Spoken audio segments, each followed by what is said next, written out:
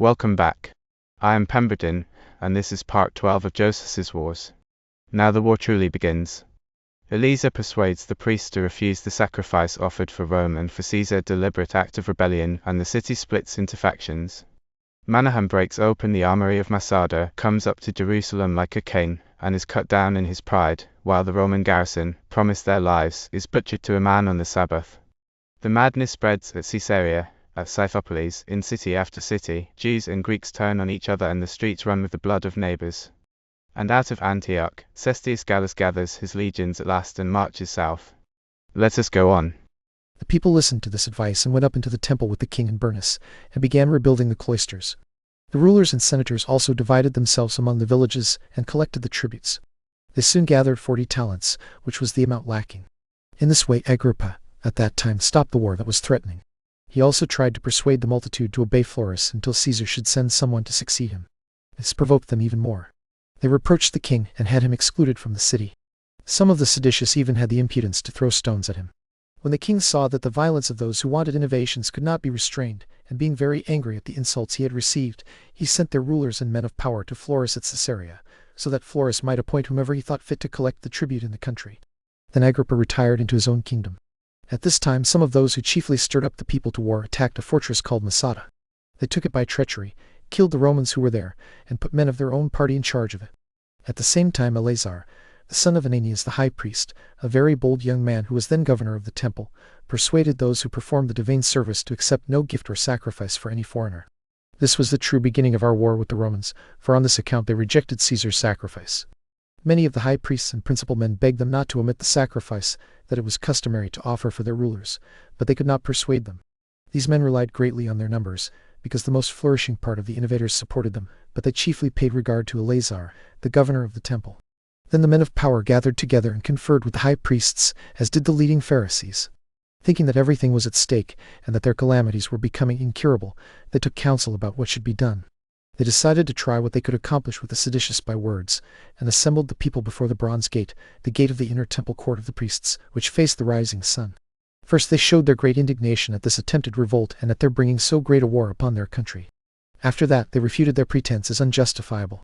They told them that their forefathers had adorned their temple in large part with donations bestowed by foreigners, and had always received what foreign nations presented to them. Far from rejecting anyone's sacrifice, which would be the highest instance of impiety, they had themselves placed those donations around the temple, where they were still visible after remaining there so long. They said that the innovators were now irritating the Romans to take up arms and inviting them to make war. They were introducing new rules of strange divine worship and choosing to risk having their city condemned for impiety, because they would allow no foreigner, but only Jews, either to sacrifice or to worship there. If such a law were introduced even against a single private person, that person would be indignant at it as an inhuman decision against him. Yet they had no regard for the Romans or for Caesar, and even forbade their offerings to be received. They could not help fearing that by rejecting Roman sacrifices, they themselves would not be allowed to offer their own, and that the city would lose its principality, unless they quickly grew wiser, restored the sacrifices as before, and repaired the injury they had done to foreigners before news of it reached those who had been injured. As they said these things, they brought forward priests who were skilled in the customs of their country, and these reported that all their forefathers had received sacrifices from foreign nations. Still, not one of the innovators would listen to what was said. Indeed, those who ministered about the temple would not attend to their divine service, but were preparing matters for the beginning of war. The men of power saw that the sedition was too strong for them to subdue, and that the danger from the Romans would fall on them first of all. So they tried to save themselves and sent ambassadors, some to Florus, chief among whom was Simon the son of Ananias, and others to Agrippa, among whom the most eminent were Saul, Antipas, and Costobarus, who were of the king's kindred. They asked both Florus and Agrippa to come with an army to the city, and cut off the seditious before the movement became too hard to subdue. This terrible message was good news to Florus. Since his plan was to kindle a war, he gave the ambassadors no answer at all. Agrippa, however, was concerned both for those who were revolting and for those against whom the war would be made. He wanted to preserve the Jews for the Romans, and the temple and metropolis for the Jews. He also understood that it was not to his own advantage for the disturbances to continue. So he sent 3,000 horsemen from Horonitis, Batanea, and Trachonitis to assist the people, under Darius, the master of his horse, and Philip the son of Jasimus, the general of his army. At this, the men of power, the high priests, and all the part of the multitude that desired peace took courage and seized the upper city, Mount Sion. The seditious held the lower city and the temple. So the two sides continually used stones and slings against one another, and both sides constantly threw darts. Sometimes they made attacks by troops and fought hand to hand. The seditious were superior in boldness, but the king's soldiers in skill. The king's soldiers chiefly strove to gain the temple and drive out those who profaned it. The seditious with Eleazar, besides what they already had, labored to gain the upper city. Thus there were continual slaughters on both sides for 7 days, but neither side would give up the parts it had seized. The next day was the festival of Xylophary, on which the custom was for everyone to bring wood for the altar, so that fuel would never be lacking for the unquenchable fire that always burned. On that day the seditious excluded the opposing party from observing this part of religion. They also joined to themselves many of the Sicarii who crowded in among the weaker people. This was the name for robbers who carried swords called Siki hidden under their clothing. With these allies they grew bolder and carried their undertaking further. The king's soldiers were overpowered by their number and boldness, gave way, and were driven out of the upper city by force. The others then set fire to the house of Ananias the high priest, and to the palaces of Agrippa and Bernice. After this they carried the fire to the place where the archives were stored, and hurried to burn the contracts belonging to their creditors, thereby dissolving their obligations to pay their debts.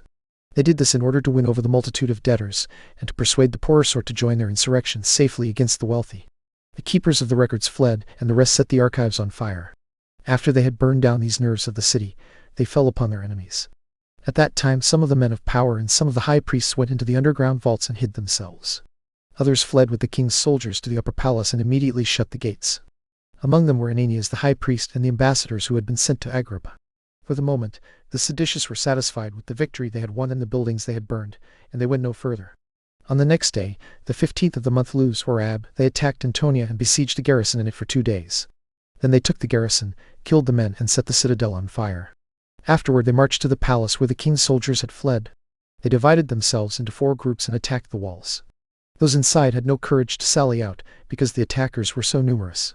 Instead they spread themselves along the breastworks and towers and shot at the besiegers, so that many of the robbers fell beneath the walls. They did not stop fighting one another either night or day. The seditious thought those within would grow weary for lack of food, while those inside thought the besiegers would grow weary because of the length of the siege. Meanwhile Manahem, the son of Judas called the Galilean, who was a very cunning sophist, and had formerly reproached the Jews under Cyrenius because after God they were subject to the Romans, took some men of note with him, and withdrew to Masada. There he broke open King Herod's armory, and gave weapons, not only to his own people, but also to other robbers. He used these men as a guard, and returned to Jerusalem in the state of a king. He became leader of the sedition and gave orders to continue the siege. But they lacked proper instruments, and it was not practical to undermine the wall because darts came down on them from above. Still, from a great distance they dug a mine under one of the towers and made it totter. Having done that, they set fire to combustible materials and left it.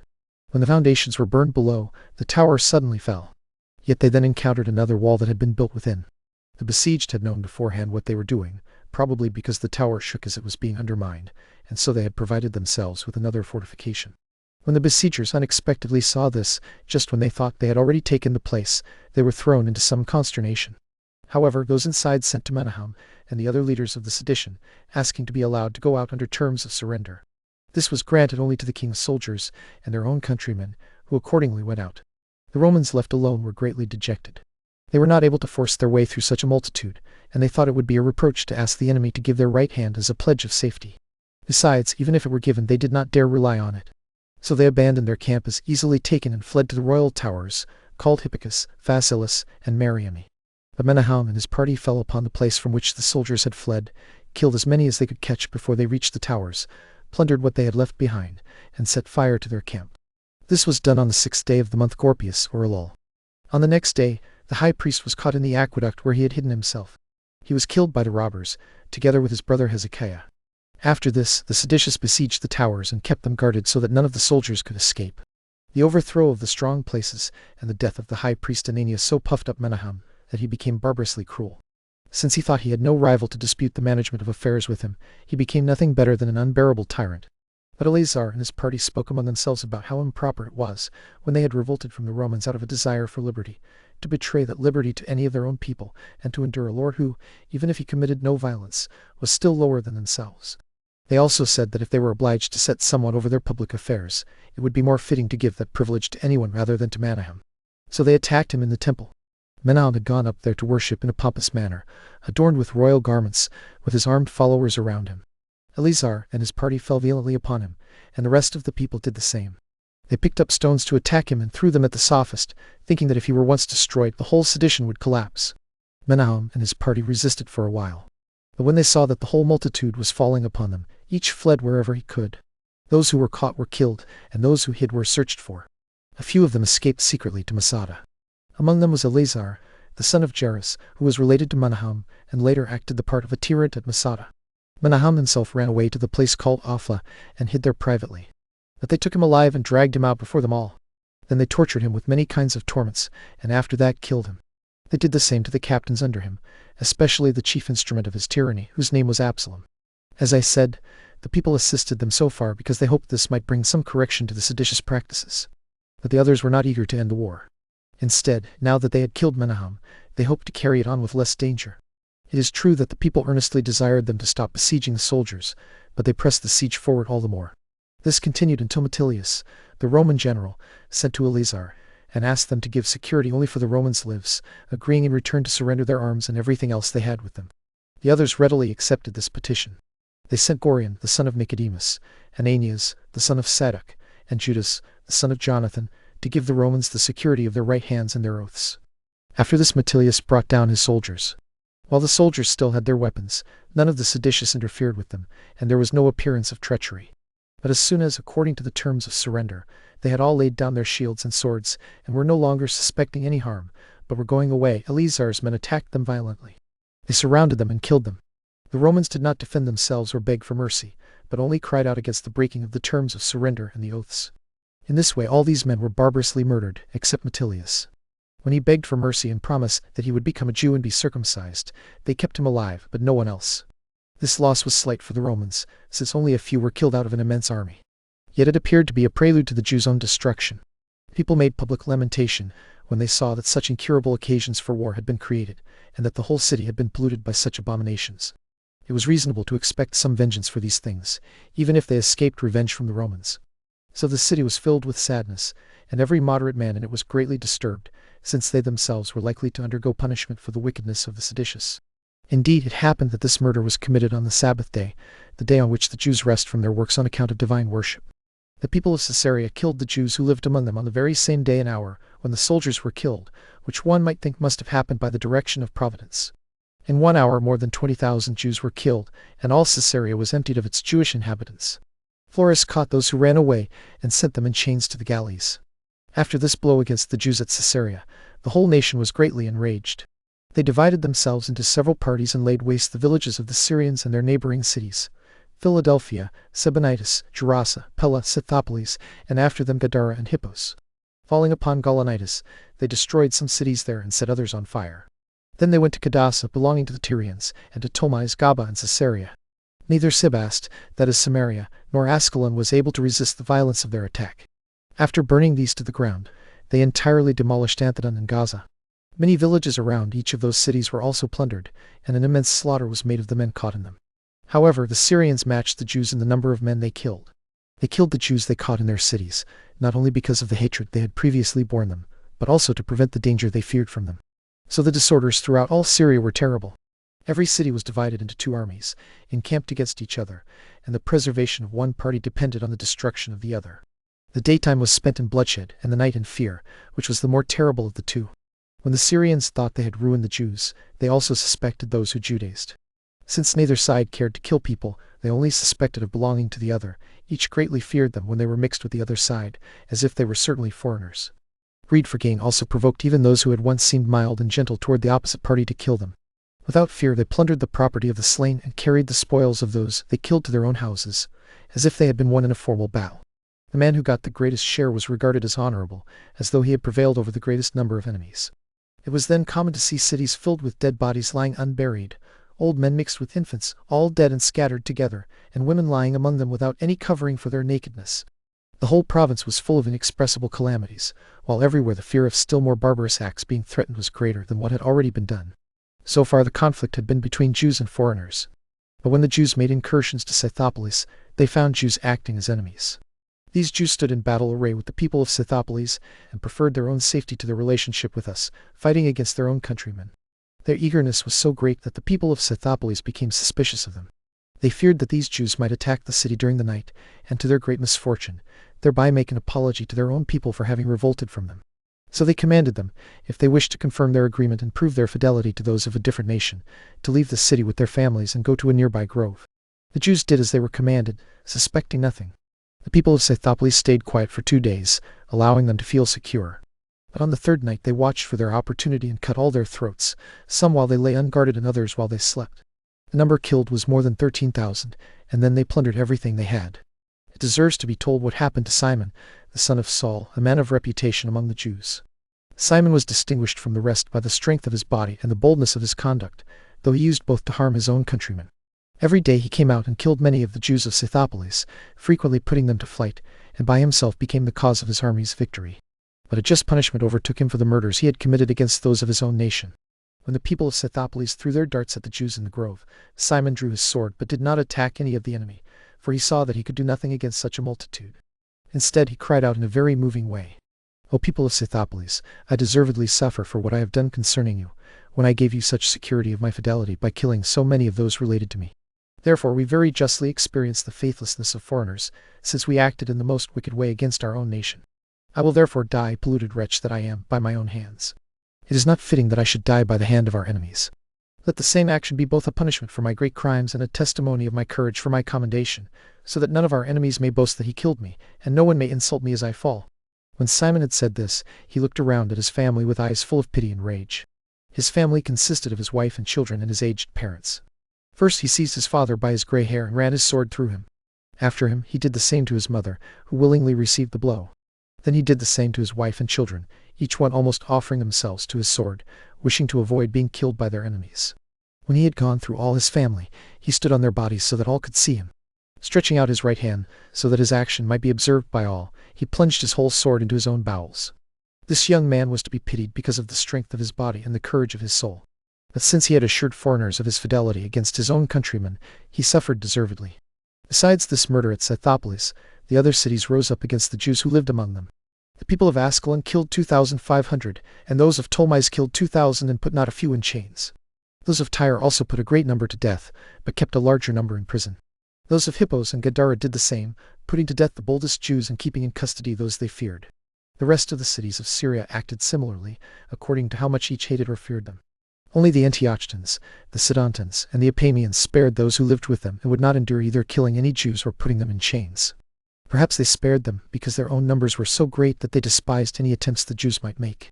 But I think the greatest part of this favor came from their compassion for those whom they saw making no innovations. As for the Gerasans, they did no harm to those who stayed with them, and they escorted those who wished to leave as far as their borders reached. There was also a plot against the Jews in Agrippa's kingdom. Agrippa himself had gone to Cestus Gallus at Antioch, but had left one of his companions, named Norris, to take care of public affairs. This Norris was related to King Sohemus. 70 men came from Batanea, the most considerable among the people for their families and prudence. They asked to have an army put into their hands, so that if any tumult occurred, they might have a guard sufficient to restrain those who might rise against them. Norris sent out some of the king's armed men by night and killed all 70 of them. He ventured this bold action without Agrippa's consent. He loved money so much that he chose to act so wickedly toward his own countrymen, though he brought ruin on the kingdom by it. He continued to treat that nation cruelly and contrary to the laws until Agrippa was informed. Agrippa did not dare put him to death because of his regard for Sohemus, but he immediately ended his procuratorship. As for the seditious, they took the citadel called Cypros, which was above Jericho, cut the throats of the garrison, and utterly demolished the fortifications. Around the same time, the multitude of Jews at Machaerus persuaded the Romans in garrison to leave the place and hand it over to them. These Romans, greatly fearing that the place would be taken by force, made an agreement to depart under certain conditions. When they had obtained the security they wanted, they delivered up the citadel. The people of Machaerus put a garrison into it for their own security and held it in their own power. In Alexandria, the sedition of the people of the place against the Jews was perpetual. It had existed from the time when Alexander the Great, finding the Jews ready to assist him against the Egyptians, rewarded them for that assistance by giving them equal privileges in the city with the Greeks themselves. This honorable reward continued among them under his successors, who also set apart a particular place for them so they might live without being polluted by the Gentiles, and not be so mixed with foreigners as before. They also gave them the further privilege of being called Macedonians. Even when the Romans gained possession of Egypt, neither the first Caesar nor any who came after him thought of diminishing the honors Alexander had bestowed on the Jews. Still, conflicts constantly arose with the Greeks. Though the governors punished many of them every day, the sedition grew worse. At this time especially, when there were tumults in other places also, the disorders among them were inflamed further. Once, when the Alexandrians held a public assembly to deliberate about an embassy they were sending to Nero, a great number of Jews flocked to the theater. When their adversaries saw them, they immediately cried out, called them enemies, and said they had come as spies. Then they rushed out and laid violent hands on them. The rest were killed as they ran away, but 3 men were caught and dragged along to be burned alive. All the Jews came together in a body to defend them. At first they threw stones at the Greeks. After that they took lamps, rushed violently into the theater, and threatened to burn the people to a man.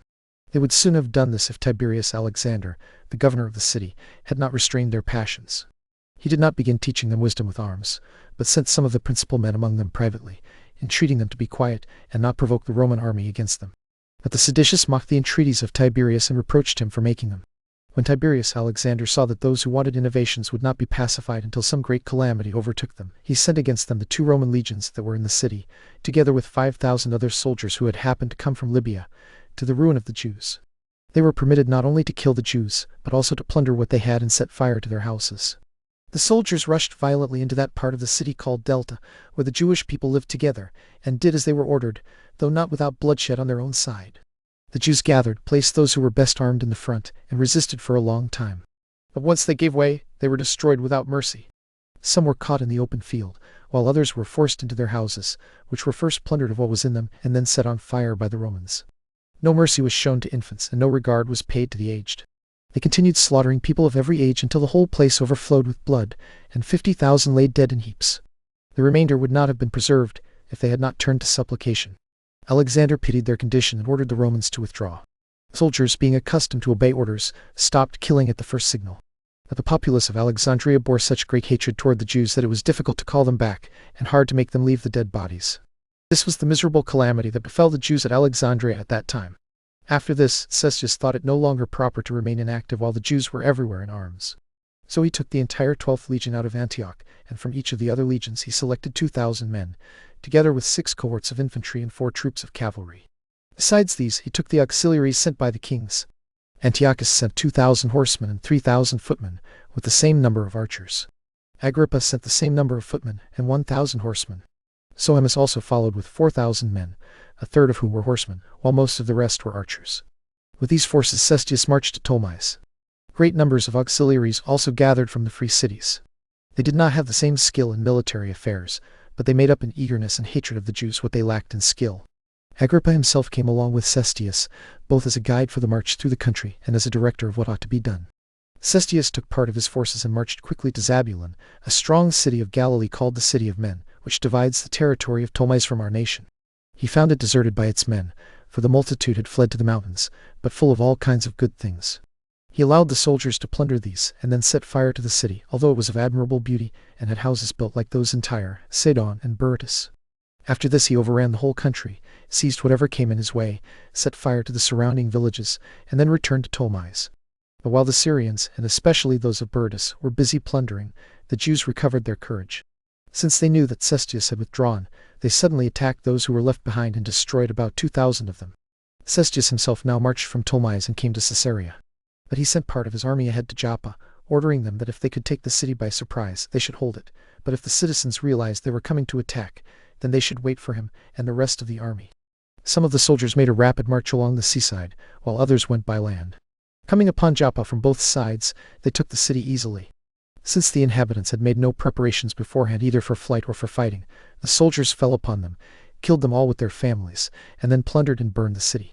The number of the slain was 8,400.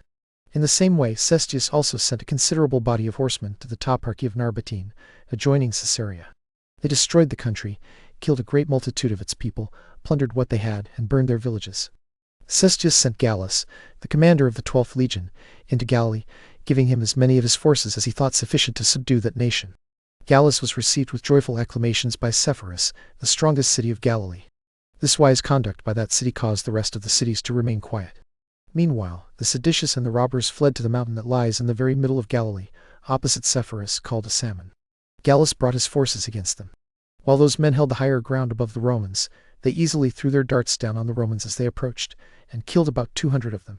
But when the Romans went around the mountains and reached positions above their enemies, the others were quickly beaten. Those who wore only light armor could not withstand a force of men fully armed, and once defeated they could not escape the enemy horsemen. Only a few hid themselves in places among the mountains that were hard to reach, while the rest, more than 2,000 in number, were killed. And there we leave the whole country in flames and the great Roman army on the road for Jerusalem. Next time, in the last part of Book 2, Part 13, Cestius reaches the Holy City and lays siege to it, and then, on the very edge of victory, inexplicably retreats, and his whole army is cut to pieces in the pass of Beth Horon, the first great Roman defeat of the war. Mind the footnotes, and beware the folly.